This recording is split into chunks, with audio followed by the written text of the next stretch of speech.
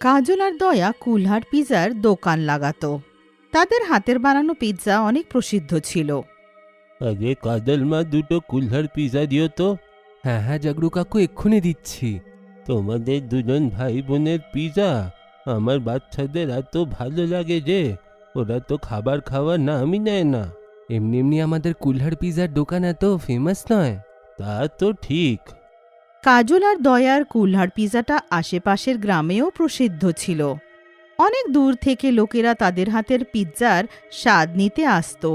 এইভাবে সময় পেরিয়ে যায়। একদিন গ্রামের নিতিন তাদের দোকানে আসে। দয়া, আমি শুনলাম নাকি চকে আরেকটা লোক দোকান খুলেছে।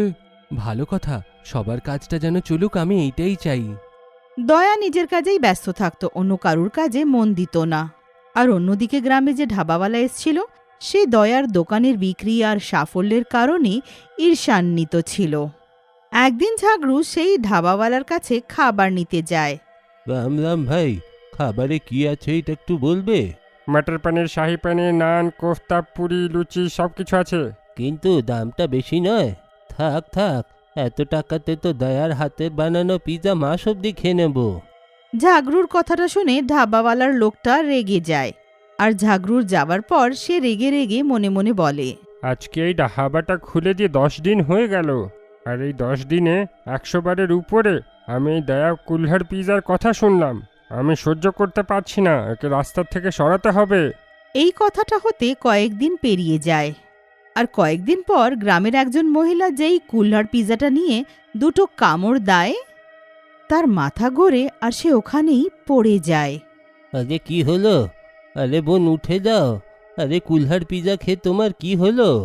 দয়ার দোকানে যারা দাঁড়িয়ে থাকে তারা হঠাৎ সেই মহিলাকে অজ্ঞান হতে দেখে নিজের হাতের কুলহার পিৎজাগুলো সাইডে রেখে দেয়। তখনই ঝাগড়ু কুলহার পিৎজাটা খেয়ে দেখে। যেই ঝাগড়ু কুলহার পিৎজাটা খায়, সেও অজ্ঞান হয়ে মাটিতে পড়ে যায়। আর ওখানকার লোকেরা বুঝে নেয় যে কুলহার পিৎজাতে কিছু মেশানো আছে। আর গ্রামবাসীরা মিলে কাজল আর দয়াকে মারতে লাগে।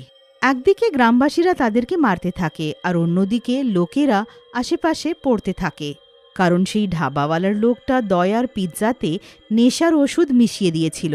তখনই লোকটা ওখানে আসে। এরা দুজনেই গ্রামে থাকার মতন নয়। যদি এমন হতে থাকে তাহলে গ্রামের সবাই মরে যাবে এর কুলহার পিৎজা খেয়ে। নাম বেশি, কাজ ছোট। গ্রামবাসীরা কাজল আর দয়ার বিরুদ্ধ হয়ে তাদেরকে গ্রাম থেকে বেরোতে বলে। অসহায় দুজনের কাছে কোনো প্রমাণও ছিল না, যেটা দিয়ে তারা নিজেকে নির্দোষ প্রমাণ করত। অবশেষে তাদেরকে গ্রাম ছেড়ে যেতে হয়। বোন, তুই ঠিক আছিস তো? আমার জন্য গ্রামের লোকেরা তোকেও মারলো। গ্রামের লোকেরা খুব খারাপ। এত বছর আমরা এদের দিলাম, কিন্তু আমাকে তো মারলো, তোকেও এরা মারলো। কাজল কিছুই বলে না, তার চোখ থেকে শুধু অশ্রু বইতে থাকে। কিছু দূরে যাওয়ার পর জঙ্গলের তারা ডাকাতের মুখোমুখি হয়। ডাকাতরা তাদেরকে ঘিরে তাদের কাছের সব গয়না আর পয়সা কেড়ে নেয় আর তাদেরকে মেরে ফেলে। ধাবাওয়ালার লোকটা আনন্দে গান গাইতে থাকে। তখনই ওখানে দুটো মেয়ে আসে। আরে তোমরা তো এই গ্রামের মনে হচ্ছ না, কোথায় থেকে এসেছো? হ্যাঁ, শহর থেকে আছি, কিছুদিনের জন্য গ্রামে থাকতে এসেছি। আমাদের এত নাম হয়ে গেছে যে শহরের লোকেরা এখানে থাকতে আসছে। এর থেকে বড় জিনিস আর কি হতে পারে? মেয়েরা গ্রামে থাকার জন্য ঠিকানা খুঁজতে থাকে। কিছুদিন পেরিয়ে যাওয়ার পর তারা নিজের হাতের কুলহার পিৎজাটা বানিয়ে গ্রামবাসীদেরকে খাওয়ায়। খেতে তো খুবই ভালো। নেহা আর পূজা দুজনেই শীঘ্রই গ্রামে সাফল্য অর্জন করে আর তাদের হাতের কুলহার পিৎজাটা লোকেদের অনেক পছন্দ হয়। একদিন গভীর রাতে নিতিন ঘুমোতে থাকে। তার স্ত্রী এসে তাকে ওঠায়। দেখুন তো, কেউ দরজায় ঠক দিচ্ছে। আমার তো মনে হয় অল্পনা বৌদির কথাটা সত্য হচ্ছে। আজকাল রাতে গ্রামবাসীদের দরজায় মৃতরা ঠক দিচ্ছে। তোমার মাথা ঠিক আছে তো? কি করে ওরা আসবে? আমি জানবো কি করে? যে কেউ তাদের সম্পর্কে আসে সেও মৃত হয়ে যায়। স্ত্রীর কথাটা শুনে নিতিন আস্তে করে দরজা খোলে আর দেখে। তুমি সত্যি বলছো? বাইরে মরা লোক, কিন্তু এমন হতে পারে কি করে? এই সম্বন্ধে কেউ কিছু জানে না, তবে ধীরে ধীরে করে গ্রামবাসীরা মৃত হয়ে যাচ্ছে।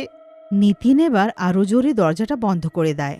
দরজার বাইরে গ্রামবাসীরা যারা মৃত হয়ে গিয়েছিল তারা ঠক দিতে থাকে।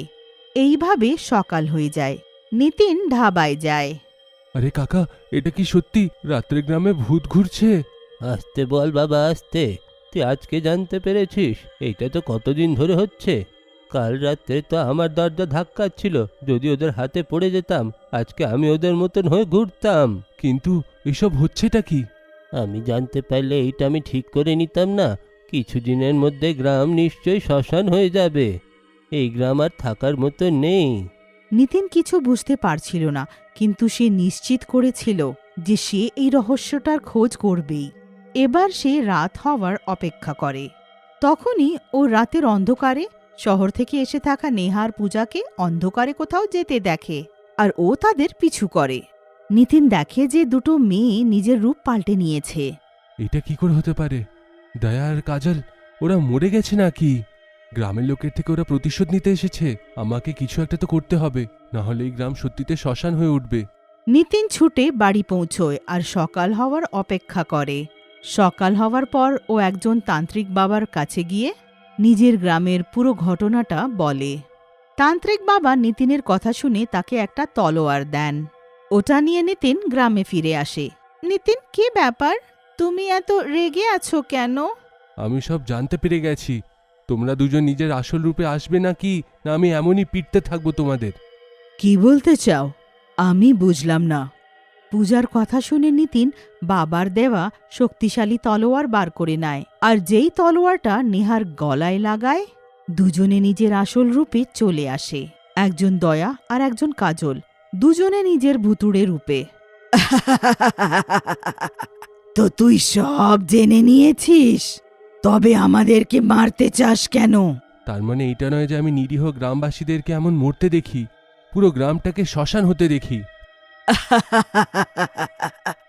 গ্রামবাসীদের জন্য তুমি এত দুঃখিত? আর আমাদেরকে যে এখান থেকে তাড়া করা হলো, তারপর তো কেউ আমাদের খোঁজ খবর নাইনি। আমরা যে কোথায় যাব, কোথায় থাকব, আমাদের কি হলো? আমি জানি যে এর মধ্যে কিছু লোকের ভুল আছে, যাকে তোমরা মেরেই ফেলেছো। কিন্তু যে গ্রামবাসীদের দোষ নেই, তাকে শাস্তি তো দিও না। কেউ খোঁজ নেবার চেষ্টাও করেনি। নিতিন আমার বন্ধু, তুমি সর্বদা আমার সাহায্য করেছ, কিন্তু আমরা এই গ্রামকে শ্মশান বানানোর নির্ণয় করে এসেছি। এখন অবধি অর্ধেক গ্রাম মুর্দা হয়ে গেছে। যা কিছু হয়েছিল গ্রামের লোকেদের ভুল ভাবাতে, যেই কারণে তোমাদের গ্রাম থেকে বের করা হয়। তুমি তাদের তো শাস্তি দিয়ে দিয়েছো, আর অন্য লোকেদেরকে দিও না। তুমি কি জানো আমাদেরকে গ্রাম থেকে তাড়ানোর পর আমাদেরকে ডাকুরা লুট করেছে? তারপর ডাকুরা আমাদেরকে মেরে ফেললো। এখন গ্রামের লোকেদেরকে তুমি মরা রূপে পরিণত হতে দেখতে চাও? পুরো গ্রামটাকে শ্মশান হতে দেখতে চাও তুমি? এই নয় যে আমরা সত্য জানতাম না। আমরা যাদেরকে মুর্দা বানিয়েছি তাদেরকে আমরা ঠিক করে দেব, কিন্তু একটা শর্ত আছে। আমাদের পরিচয় শুধু তুমি জানো, আর এটাকে গোপন রেখো। আমি তোমাদের পরিচয়টা গোপন রাখবো, কিন্তু গ্রামবাসীদেরকে তোমাকে ঠিক করতেই হবে। তোমরা যেইভাবে নিজের কুল্হার পিজার দোকান চালাচ্ছ, তোমরা এমন করেই জীবনযাপন করতে থাকো, কিন্তু গ্রামবাসীরা নিজেদের ভুলটা ঠিক বুঝে গেছে। নিতিনের বলার পর পূজার নেহা, যারা গ্রামবাসী থেকে প্রতিশোধ নিতে এসেছিল, গ্রামবাসীদেরকে আগের মতন বানিয়ে দেয়, আর নিতিনের অনুগ্রহে কুল্হার পিজা বিক্রি করে হাসি খুশি গ্রামেই থাকে। কারণ তারা দয়া আর কাজলই ছিল, আর তারা নিজের গ্রামকে অনেক বেশি ভালোবাসত।